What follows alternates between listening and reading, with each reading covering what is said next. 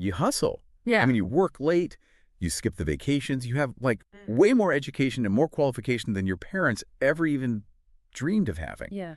So why does your bank account feel so incredibly stagnant? Why is it that, every single time you get a raise, the cost of living just seems to leapfrog you? Right. It just jumps right over. Exactly. And you end up feeling poorer than you did, like, 5 years ago. Oh, it is basically the defining economic contradiction of the modern era. And what we are going to look at today proves that it is not just in your head. Thank God. Yeah, it is a harsh, actual mathematical reality. Because you're listening to this right now. Yeah. And you probably feel it in your bones. You did everything right. You played by all the rules. You checked all the boxes. But you got the degree, you put in the overtime, you networked. But that promised land of financial security, the one where you actually own a home and save for retirement, it just isn't materializing. No, it's not. And we tell ourselves we just need to grind a little harder. Or like we blame it on a recent glitch in the economy. Like inflation, right. Yeah, just a temporary bout of inflation or whatever. But the thing is, it is not a glitch. And it is certainly not a recent phenomenon. The rules of wealth accumulation, like the actual gears of how money is distributed in our society, they were completely re-engineered decades ago. Wow. Yeah. The game changed before you even stepped onto the field. Okay, so today we are taking a massive stack of economic data and doing a deep dive into basically the anti-common sense math of modern wealth. Exactly. We are tearing away the academic jargon to answer one simple question: who actually gets paid and why? And our map for this journey is this monumental, highly revealing economic study. It was actually published back in the year 2000. Right, so not exactly yesterday. No, but it's crucial. It's called The Changing Distribution of Male Wages in the UK by economists Amanda Gosling, Stephen Machin, and Costas Meghir. So why a study from 2000? Well, this paper is effectively a prophecy. Even though it was published in 2000, looking back at the latter half of the 20th century, it perfectly diagnosed the sickness that is currently paralyzing the middle class today. The sickness we are all feeling right now. Yeah. And they didn't just guess at this. They looked at tens of thousands of real paychecks, literally tracking individuals across 30 years. Wow. And they've found the exact historical moment the entire system just fractured. The moment it all broke. I mean, the gears of fate shifted almost 50 years ago. Right. And the way they proved it is just fascinating to me. Right. Because they didn't use, modern internet polls or quick telephone surveys. Where did this data actually come from? Yeah, because if we were going to make claims this big, we need to know the foundation is rock solid, right? Exactly. Well, the foundation is arguably the most rigorous kind of data you can possibly collect. The researchers utilized two massive data sets: the Family Expenditure Survey, which is often referred to as the FES, and the General Household Survey, or GHS. We are talking about massive, continuous sample sizes from the late 1960s all the way into the mid-90s. Okay, stop right there, because I want people to really understand what the Family Expenditure Survey actually was back in those days. Yeah, it's wild. It wasn't a multiple-choice questionnaire. The government literally had tens of thousands of households keep meticulous daily diaries of every single penny they earned. And every penny they spent. Right, down to the cost of a loaf of bread for weeks at a time. Exactly. It was incredibly granular. And by merging this with the GHS, which tracked, specific educational qualifications, age, employment status, the economists had a high-definition, year-by-year X-ray of the labor market. An X-ray of the whole economy. Yeah. They could see the exact hourly wages of the entire working population, adjusted for inflation, over a 30-year timeline. And when they plotted that data out, they created figure 1.1 in this study, which is frankly mind-blowing. It really is. I want you to picture a completely blank white canvas. Now, draw a timeline from 1966 to 1995 across the bottom. If you plot the wages of the British workforce on this graph, you get a picture of just total betrayal. Betrayal is a good word for it. Figure 1.1 tracks real hourly wages, meaning the actual purchasing power of the money people took home. Right, completely stripping out the noise of inflation. Exactly. So the researchers split the workforce into different percentiles. They tracked the top 10% of earners, the median earners right in the dead center, and the bottom 10% of earners. And from 1966 to 1978, the lines on this graph are moving in perfect harmony. They really are. They're all sloping upward together. Like, if you were in the top 10%, your wages were growing. If you were the median guy, your wages were growing. Yeah. And if you were the guy sweeping the floors in the bottom 10%, your wages were growing at almost the exact same rate. It was an era of stable wealth distribution. The rising tide was, in fact, actually lifting all boats. The structural distance between the rich and the poor was essentially locked in place. Everyone was moving up. Yeah, everyone was getting marginally wealthier year over year. And then comes 1978, the rupture.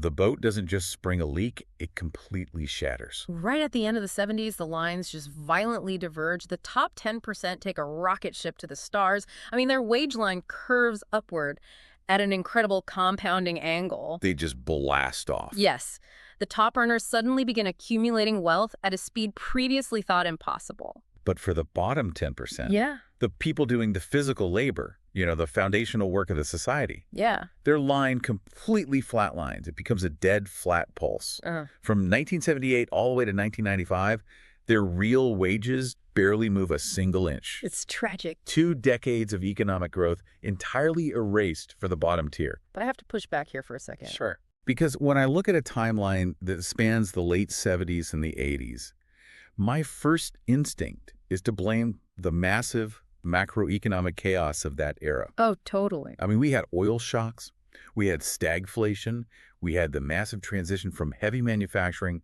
to the service sector. Are we sure this flatline isn't just like inflation eating away at the minimum wage? See, that is the most common and honestly the most logical assumption. A lot of economists at the time thought the exact same thing. Right. But that is exactly why Gosling, Machin, and Meghir's work is so foundational. They adjusted the data for all of that. Oh, wow. Yeah, by looking at real hourly wages, they already accounted for inflation.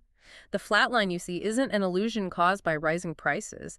It is a fundamental shift in how businesses actually valued human labor. So the wealth generation of the country didn't stop during those 2 decades. No, not at all. It just bypassed everyone at the bottom entirely. The wealth was still being created, but the pipes that distributed that wealth were completely rerouted. The entire social contract fractured.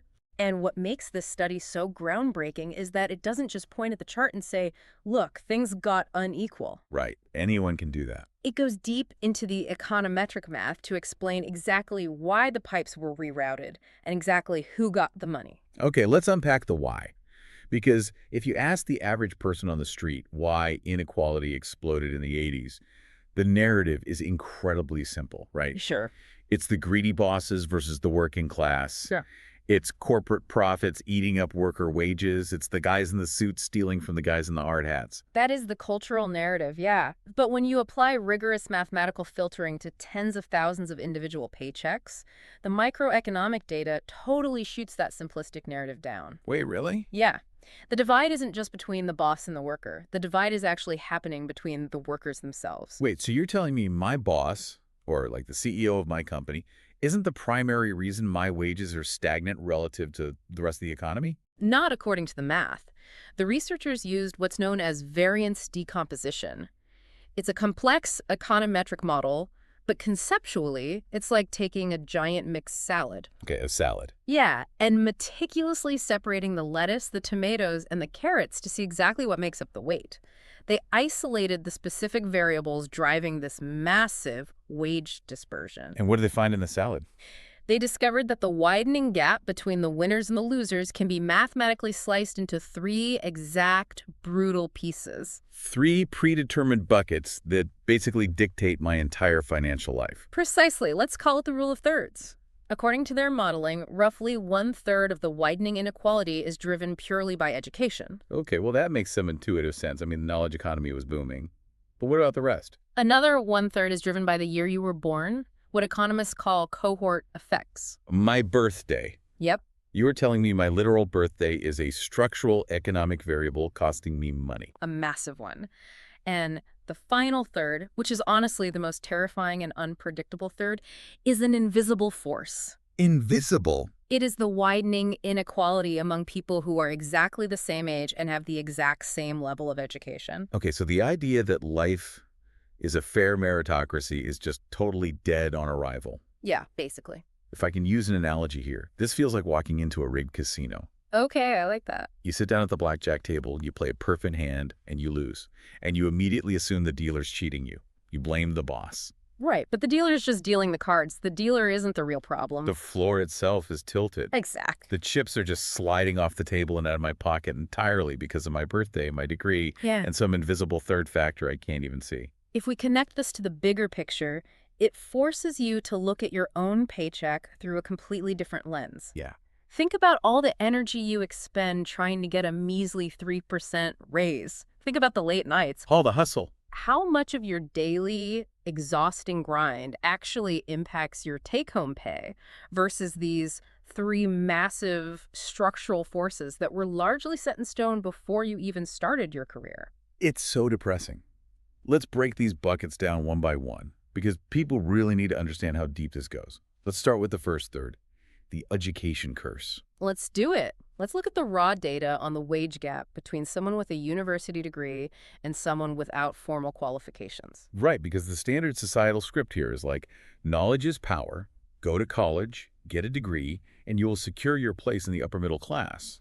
Education pays off. That is what we are taught, and for a long time it was actually relatively true. But the researchers found a very dark shift in the math. In 1978, the wage premium, which is the gap between a degree holder and someone with no qualifications, was about 32%. Okay, a solid premium. You spend 4 years in school, you earn roughly a third more than the guy who didn't. Fair enough? But by 1991, that wage gap had skyrocketed to an astonishing 46%. And the angle of that trajectory was steepening every single year. An absolute explosion in the value of a degree. Yeah. So the narrative is true, right? Getting a degree makes you rich. The knowledge economy rewarded the smart kids. No.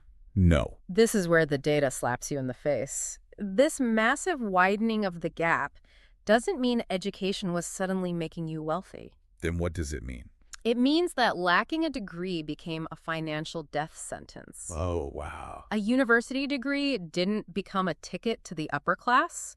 It became the bare minimum survival mechanism. Wait, explain the mechanics of that. Yeah. If the gap widened, didn't the top go up? The top grew a little bit, but what really happened was the baseline just completely fell out from under the uneducated. Ah, I see. The real wages of men with no qualifications outright collapsed during this period. The destruction of unionized manufacturing jobs, the decline of manual labor value, these factors just cratered the bottom of the market. So it wasn't a bonus. No, you weren't earning a massive premium to get ahead. You were paying a toll just to stay in the middle class. It's like an extortionate cover charge at a nightclub. How do you mean? Think about it. You go to a high-end club in a freezing city. The bouncer demands a $100,000 cover charge at the door, which is basically the cost of a university degree. Right. You pay this massive fee because you think it's going to get you a VIP booth. You think it gets you bottle service and a private network of elite friends. But you get inside. Get inside, and there are no VIP booths. Yeah. You're just standing in a crowded room with a watered-down drink. The cover charge didn't buy you luxury. It literally just kept you from freezing to death in the alleyway outside with the people who couldn't afford the ticket. That is a brutally accurate way to model what happened. And the study reveals an even more chilling detail when they dug into the 1995 FES data. What was it? By the mid-90s, the raw financial differential for acquiring a higher degree actually started to show signs of shrinking for younger cohorts. Hold on. The actual bonus for going to college started dropping after society spent 20 years screaming at kids to go to college. Yes. Because of basic supply and demand, the supply of highly educated workers surged as everyone scrambled to avoid freezing in the alleyway, as you put it. Right. So the protective shield of that degree began to weaken. You were paying the exorbitant cover charge, but the club was getting so crowded that the value of being inside started to dilute. It's a total trap, a generational bait and switch. We did exactly what we were told. We took on the debt. We got the degree. And now it feels basically worthless. Well, it is not mathematically worthless because without it, you were still in the alleyway. True. But its fundamental economic nature shifted from being an escalator that automatically carried you upward to being a life raft that just barely keeps you from drowning. That perfectly transitions us to the second third of the wage gap, the generational penalty, the cohort effects. Yes. The idea that my birthday dictates my bank account. This is where the paper fundamentally rewrites how we understand career progression. The researchers proved that successive generations entering the workforce faced consistently dropping baseline starting wages relative to the overall economy. I want to make sure I understand exactly how they prove this because it feels completely anti-common sense. Okay. We look at a 45-year-old manager making significantly more money than a 25-year-old entry-level employee. Yeah. We just assume the 45-year-old is earning more because they have 20 years of accumulated experience, right? Yeah, that's what everyone thinks. Experience equals higher pay. That's the literal bedrock of the corporate ladder. That is the universally accepted assumption. But the econometric models drop a bomb on that theory. To prove this, Gosling and her team used a technique to isolate the life cycle profile. What does that mean? Imagine taking a snapshot of a 25-year-old in 1970 and then looking at a different 25-year-old in 1980 and another in 1990. They compared the exact same age groups across different historical eras while controlling for education. So they match them up like mathematical twins across time. Exactly. And when they filtered the data this way, they found something completely shocking. The life cycle wage growth, which is the actual rate at which your pay increases as you age and gain experience, hasn't fundamentally changed much across the generations. What? The angle of the slope is relatively similar. What? So you were saying that a year of experience pays the exact same dividend today as it did in 1980? Yes. Then why are the older cohorts so much wealthier? Because they were born earlier. They entered the labor market at a time when the baseline starting wage was fundamentally higher and the structural economic tailwinds were stronger. They didn't climb faster. They just started on a higher floor of the building. Yes. The starting line was progressively moved backward for every subsequent generation. If you were born in 1965, your entry-level wage was structurally lower than someone born in 1955, even if you had the exact same qualifications. That is insane. You both experience the same rate of wage growth as you age, but because you started lower, you will never, ever catch up to the wealth accumulation of the guy born 10 years earlier. So I am permanently penalized. Forever. Just for being born late. That is what the data calls a late birth deficit. You are running on a treadmill trying to climb a ladder, but your ladder was planted in a hole that the previous generation didn't have to deal with. But I really want the person listening to this to internalize what this means. Think about your week. Think about that late night email you sent at 11 p.m. on a Tuesday. Yeah. Think about that weekend you worked instead of seeing your friends. That vacation you skipped because you wanted to show dedication to the company. You do those things because you genuinely believe they will accelerate your climb. You think you are getting ahead of the curve. But the math says you aren't getting ahead. You are just burning yourself out trying to outrun the mathematical reality that you weren't born 10 years earlier. Right. Your extra effort is just filling in the hole of your birth year. It is a profound and honestly exhausting realization. And the cohort profiles in the data show that the relative gap between the wages of older cohorts and younger ones is constantly increasing. The younger you are, the steeper your structural disadvantage when you enter the market. Okay, so education's a third, and the generational penalty is a third. Yeah. But you said the final piece of the puzzle is the most terrifying. It absolutely is. The researchers call it within-group inequality. To understand this, let's look at the data visualization in figure 4.5 of the study. If the first 2/3 were the club cover charge and the treadmill hole, I am bracing myself for this. We established that your education level and your birth year dictate a massive 2/3 of the wage gap. But the researchers asked a really brilliant question. Yeah. What happens if we isolate people who are exactly the same? What if we look at a group of men who were born in the exact same year and who left school at the exact same age with the exact same qualifications? Basically, my direct peers, the people sitting to my left and my right at my university graduation ceremony. Right. You are all 22 years old. You all hold the exact same piece of paper from the exact same institution. You are entering the exact same macroeconomic climate.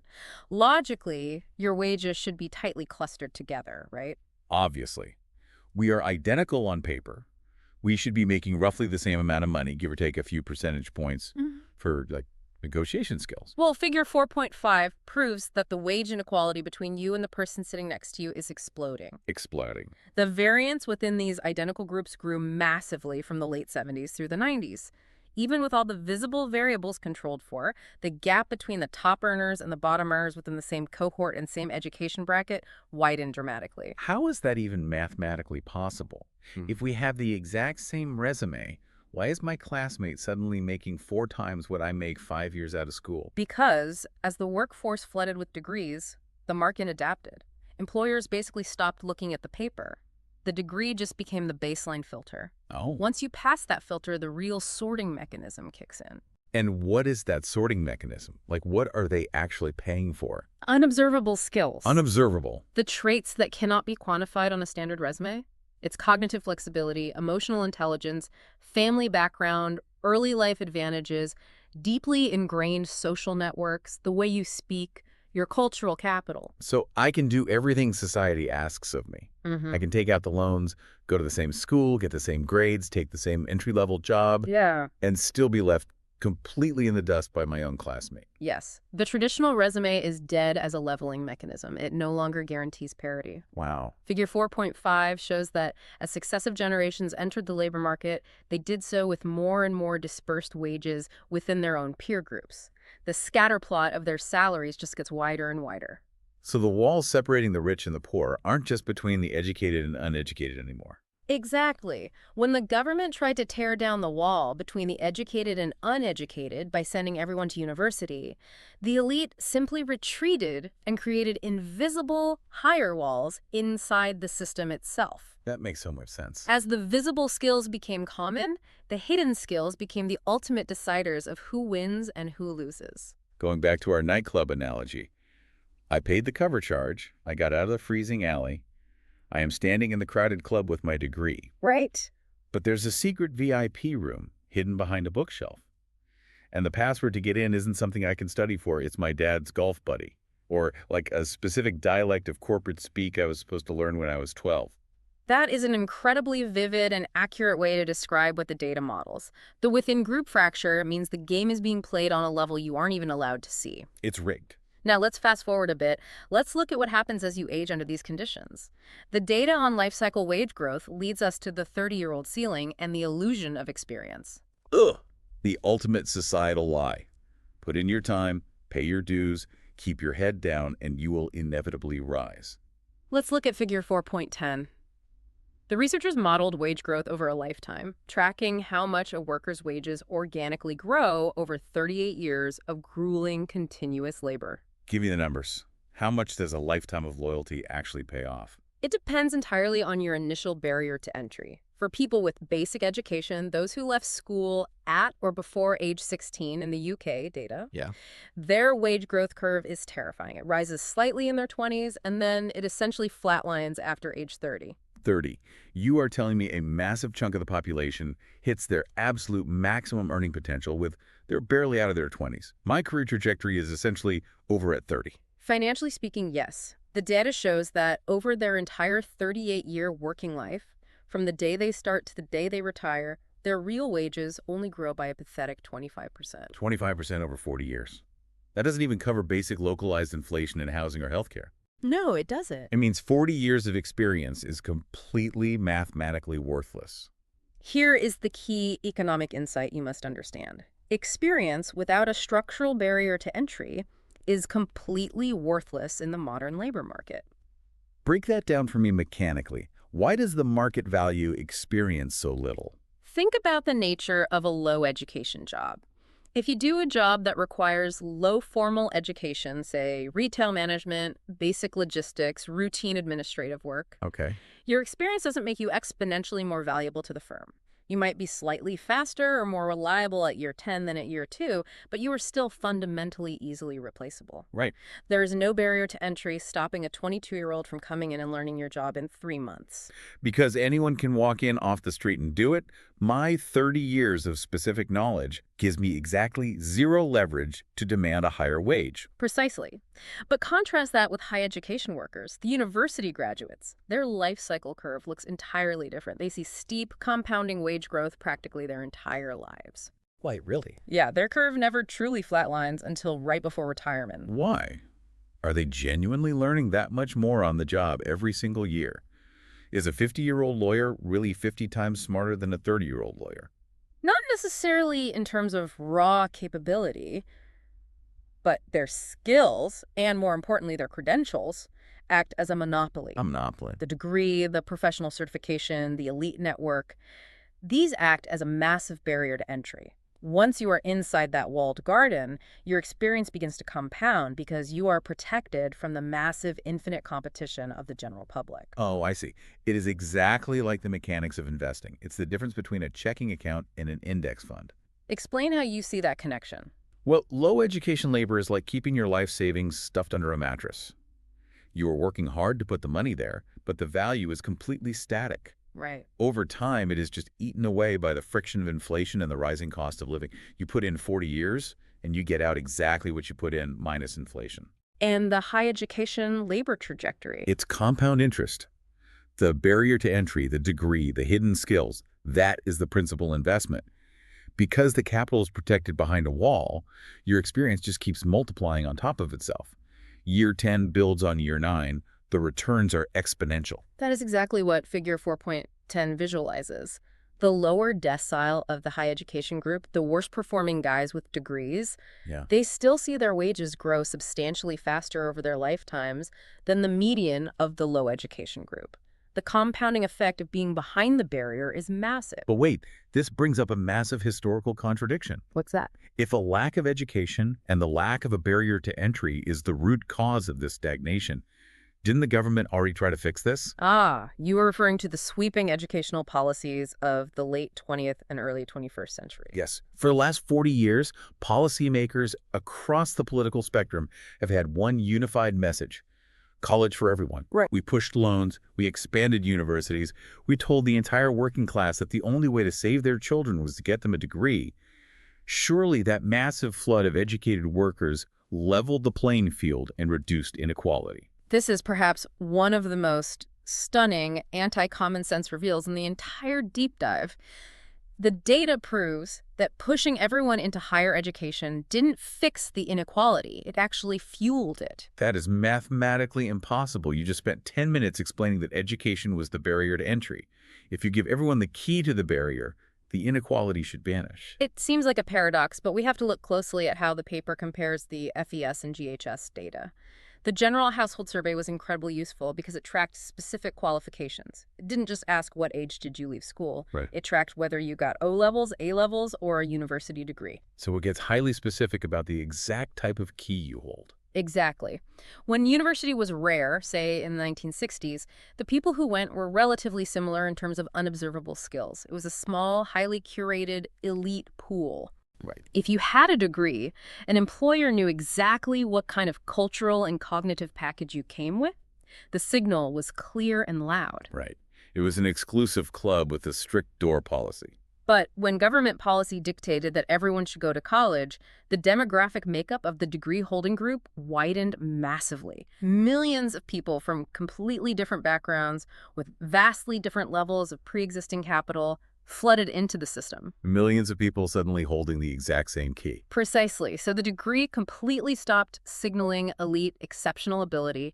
It was downgraded. It just signaled baseline societal compliance. Oh, wow. And because the degree-holding group became so massive and so diverse, the internal inequality, that within-group fracture we discussed, exploded. And mass education backfires. We didn't save the working class at all. No, we just moved them to a new, more expensive arena.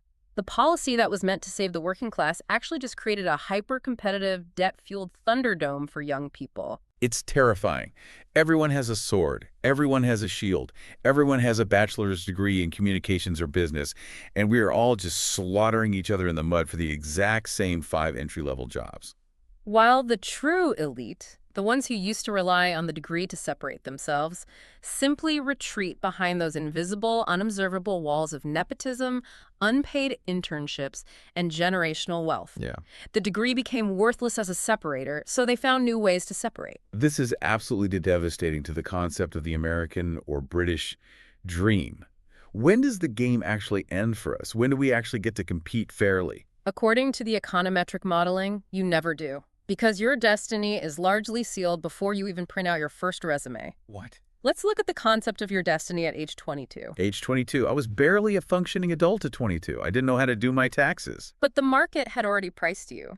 The researchers strongly connect the cohort effects to what they define as pre-labor market factors. Meaning the entirety of my life that happened before I walked into my first job interview. Yes. Your family's socioeconomic environment, the specific quality and funding of your childhood school, the neighborhood you grew up in, your early childhood nutrition and cognitive development. All of that. These factors literally brand you before you officially enter the workforce at age 22. A permanent brand that employers can somehow read? They don't read it consciously, but it manifests in your confidence, your vocabulary, your risk tolerance, and your network. These pre-labor market factors permanently shift your life cycle wage profile. Wow. If those early factors are weak, your entire compounding curve is flattened before day one.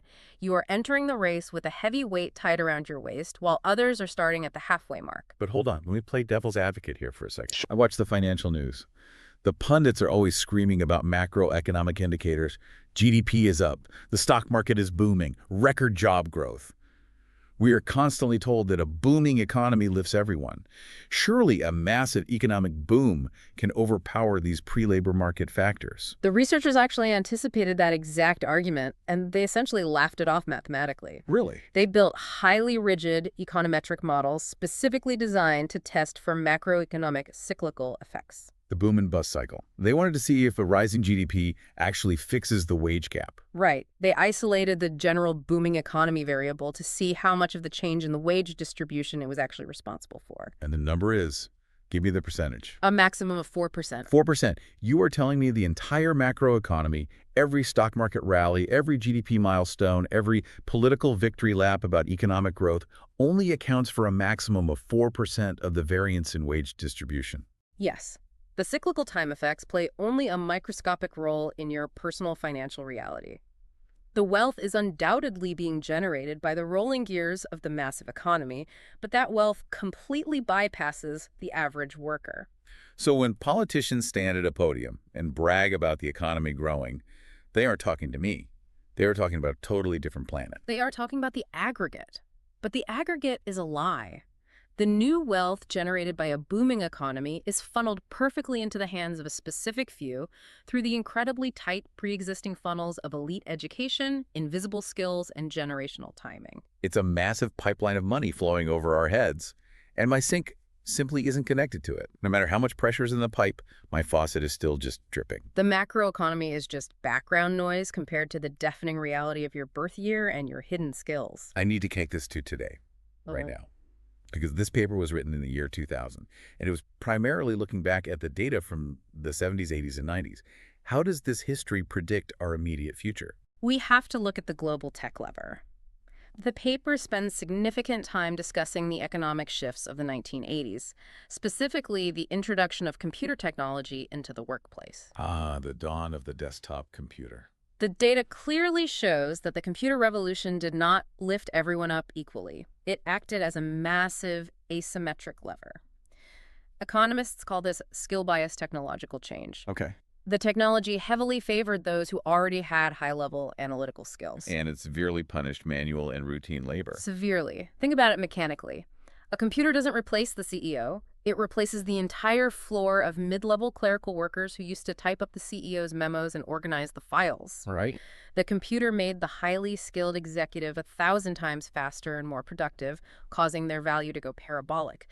But if you were the person doing routine, repetitive work, the technology either replaced you or stagnated your wages completely. This is exactly what is happening with AI right now. It is literally the exact same mathematical dynamic playing out in real time. History is rhyming perfectly. We are being sold this utopian vision.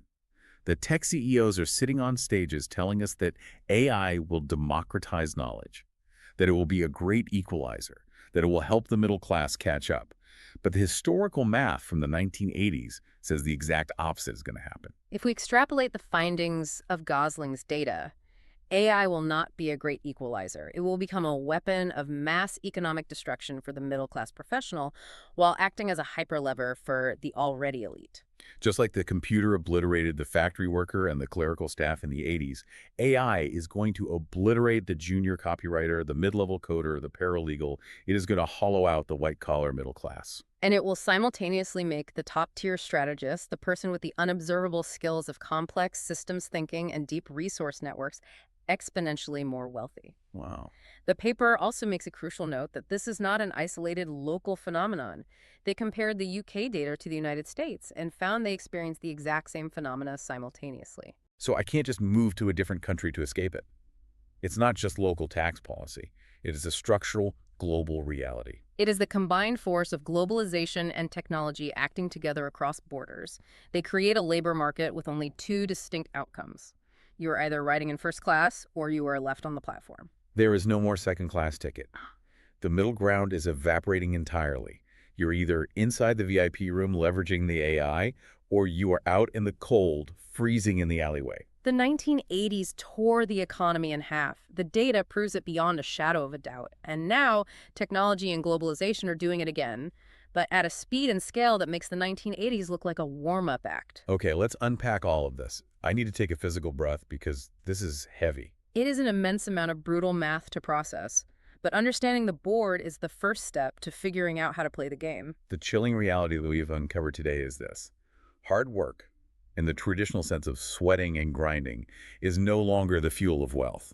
That is the inescapable conclusion of 30 years of microeconomic data. We have been told to hustle. We have been sold a cultural narrative that if you just put your head down and work longer hours, you will achieve financial security. But the real fuel of wealth is entirely different. It is about holding a monopoly on core resources. If you look at human history, the mechanics of wealth transfer just evolve. Hundreds of years ago, the ultimate resource was land. If you didn't own land, you were a peasant, regardless of how hard you farmed.